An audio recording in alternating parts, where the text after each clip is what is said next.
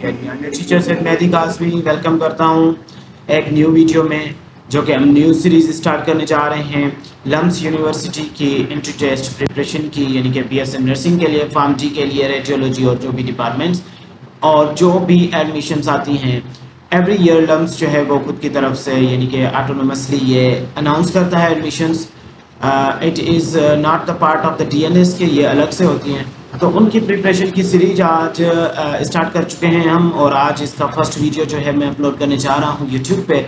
अगर आप इंटरेस्टेड हैं लम्स यूनिवर्सिटी की, जेपीएमसी यूनिवर्सिटी की, जेपीएमसी, जेएसएमयू, टाउ यूनिवर्सिटी की तैयारी के लिए, मेडिकल के डिफरेंट कोर्सेज, डिप्लोमास एंड 4 साल प्रोग्राम के लिए तैयारी करना चाहते हैं, तो स्क्रीन के नीचे नंबर्स हैं, आप हमसे रब्ता कर सकते हैं और डिस्क्रिप्शन में से भी नंबर हासिल कर सकते हैं। तो आइए स्टार्ट करते हैं आज की इस वीडियो को, जिसमें मैं आपके साथ most important repeated MCQs from the past papers of LUMS university, LUMS Jamshoro से शेयर करूंगा। जिसमें हमारे पास क्वेश्चन नंबर 1 है the functional unit of kidney के बारे में, यानी कि ये हमारे इंटर के बुक में से चैप्टर नंबर 1 में से लिया गया है फंक्शनल यूनिट। जैसा कि वी ऑल नो कि बेसिक यूनिट ऑफ लाइफ हम कहते हैं सेल को, इसी तरह से फंक्शनल यूनिट जो होगा किडनी का वो नेफ्रॉन कहलाएगा। नेफ्रॉन जो होते हैं वो किडनी के सेल्स कहलाते हैं। जैसे कि ब्रेन के सेल्स हो तो उन्हें हम न्यूरॉन कहेंगे, नेफ्रॉन जो हैं वो किडनी के सेल्स हैं। अब जहाँ पे देख सकते हैं कि ये स्ट्रक्चर जो है वो एक नेफ्रॉन का है, ठीक है। किडनी एक बीन शेप्ड स्ट्रक्चर होती है कुछ इस तरह से, ठीक है।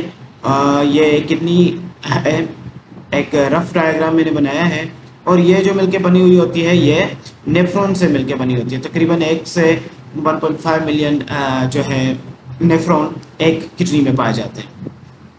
Nephron is the functional unit of life. उसके बाद हम देखें अगर, तो क्वेश्चन नंबर 2 है the clavicle articulate medially with the, कहाँ से ये मीन्स के क्लेविकल आर्टिकुलेट कहाँ से मीडियली बिलोंग होता है, तो ये स्टर्नम से यानी कनेक्टेड होता है, ठीक है। ये मीडियली बिलोंग टू द कौन से बोन से, स्टर्नम हमारी चेस्ट बोन को भी कहते हैं, इसको आप जो है यहाँ पे चेस्ट बोन भी कह सकते हैं, ठीक है। यहाँ पे राइटिंग में ज़रा सा माउस से मिस्टेक है, मीन्स के प्रॉब्लम हो रही है, तो यहाँ पे चेस्ट बोन यहाँ पे मैं लिख लूँगा।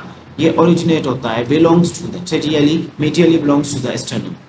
उसके बाद शियाटिक नर्व है। शियाटिक नर्व जो है कहाँ से अराइज होती है बेटा, तो ये क्वेश्चन हमारे पास पूछा जा चुका है पास पेपर में भी, शियाटिक नर्व कहाँ से अराइज होती है, तो ये जो है सेक्रल पेल्विस से, ठीक है, सेक्रल एरिया से ओरिजिनेट होती है। ये हमारे मीन्स के आप कह सकते हैं कि लोअर बॉडी पार्ट से बिलोंग करती है, ठीक है, लोअर बॉडी पार्ट से बिलोंग करती है। और शियाटिक नर्व सबसे लॉन्गेस्ट नर्व जो है वो ये है बॉडी की, ओके। तो यहाँ पे लॉन्गेस्ट बोन का टाइटल भी इसको लॉन्गेस्ट बोन नहीं बल्कि नर्व कहलाए, ठीक है, लॉन्गेस्ट नर्व। उसके बाद पेस मेकर, हार्ट के पास एक पेस मेकर होता है जो कि कुछ सिग्नल ओरिजिन करता है, और इसका नाम जो है वो एसए नोड है। और ये एसए नोड कहाँ पे, ये हमारे पास इन वेंट्रिकल्स और आर्टिकल्स, ठीक है, यहाँ पे आर्टिकल्स नहीं है, ठीक है। ये आर्ट्रियम, ये ऊपर वाले जो होंगे वो आर्ट्रियम है, और ये नीचे वाले जो है यहाँ पे वेंट्रिकल्स हैं। तो ये ऊपर इस एरिया पे मौजूद होता है, इस एरिया में जो मौजूद होगी जो चीज़ यहाँ पे, उसको हम क्या कहेंगे, एसए नोड। और एवी नोड यहाँ पे होगा, एसए नोड यहाँ पे होगा। ये आर्टिफिशियल पेस मेकर भी इसको कहते हैं, ठीक है। तो फिर बंडल ऑफ हिस आ जाता है, परकिंजी फाइबर्स हैं यहाँ पे, परकिंजी फाइबर्स ये जो है यहाँ पे जनरेट है, परकिंजी फाइबर्स हैं, ठीक है। ये बंडल ऑफ हिस है, bundle of his and परकिंजी fibres, ये सारे यहाँ पे मौजूद हैं। ये क्या करते हैं, एक रिदम मेंटेन करने में हेल्प करते हैं हार्ट को।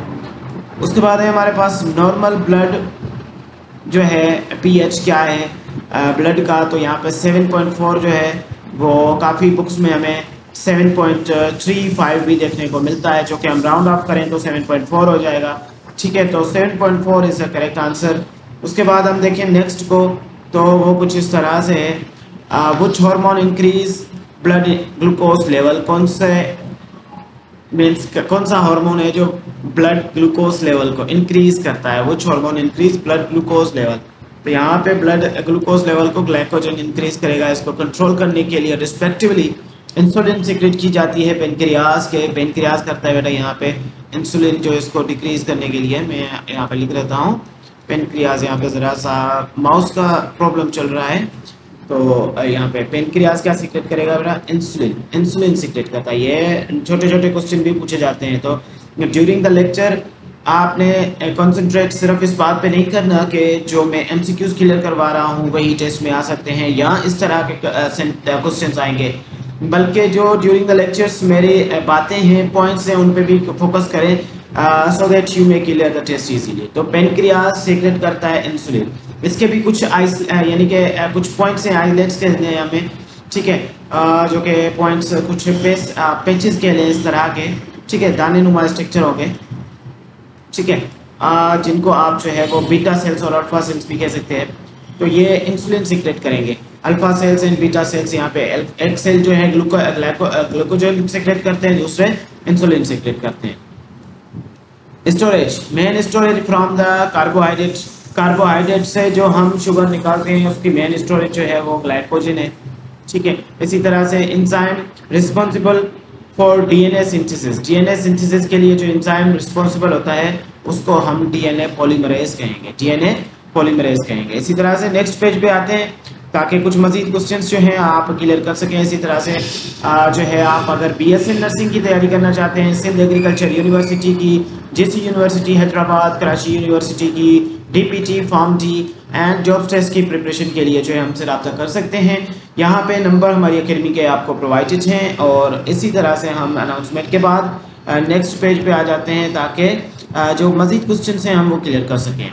ओके, नेक्स्ट 11th नंबर पे जो क्वेश्चन आता है एमसीक्यूज हमारे पास आ जाता है, vitamin essential for blood clotting, blood को क्लॉट करने के लिए, यानी कि खून बहने के बाद अगर ब्लड को हमें रोकना है तो कौन सी चीज़ें रिस्पॉन्सिबल होती हैं ब्लड को क्लॉट करवाने में। तो ब्लड क्लॉटिंग के लिए विटामिन के इंजेक्शन के तौर पे भी ये लगाया जाता है, ट्रांसमिन इंजेक्शन या विटामिन के की इंजेक्शन, ठीक है।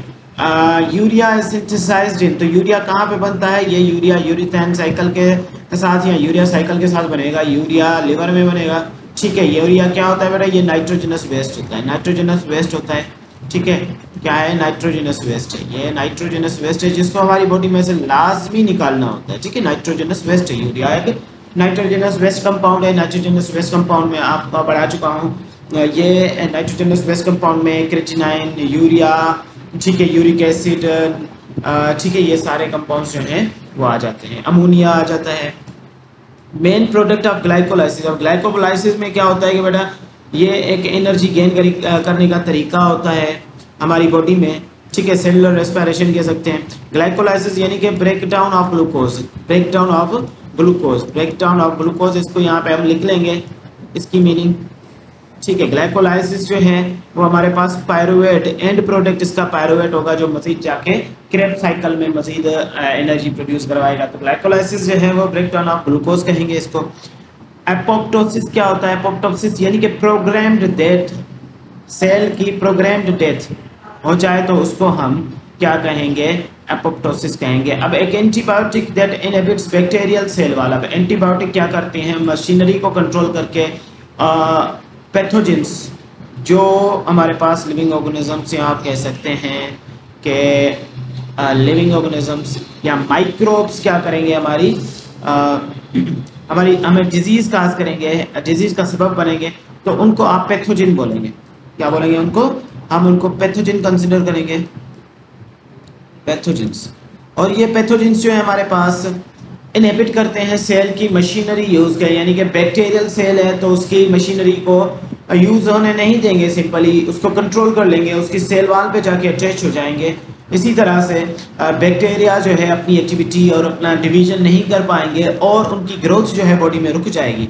तो इस तरह के सब्सटेंस जो हैं उनको हम एंटीबायोटिक कहते हैं जो कि इनकी ग्रोथ को रोक दें, ठीक है। और सबसे पहले हमारे पास जो थी वो पेंसिलिन थी, ठीक है। सबसे पहले पेंसिलिन थी, इसको 1928 में जो है वो किया गया था, डिस्कवर किया गया था, ठीक है। फ्लेमिंग ने किया था और उसके एक दो कलीग भी थे, उन्होंने किया था। एसिड बेस बेसिलाई आर्सेनिन ये टाइप ऑफ बैक्टीरिया है और ये एसिड फास्ट बेसिलाई कहाँ पे, यानी ये भी बैक्टीरिया है, कहाँ पे देखे जाते हैं? तो ये हमारे पास एग्जाम्पल है किसका? माइकोबैक्टीरियम ट्यूबरक्लोसिस का, यानी कि टीबी का।